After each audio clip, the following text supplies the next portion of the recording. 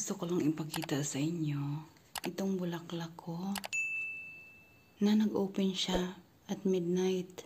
Epiphyllum occipitalum or kadupol or queen of the night.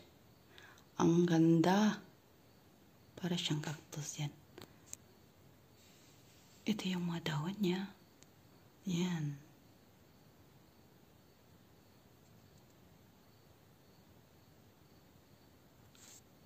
Ang bango niya. Ganda talaga.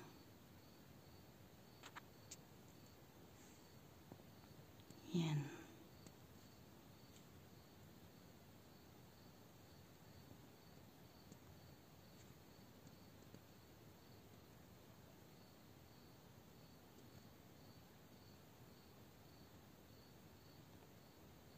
Meron pa ditong dalawa na susunod.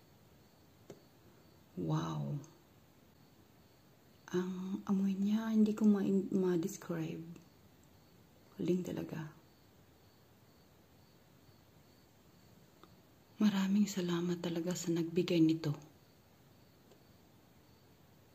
Parang tagal niyang namumulaklak.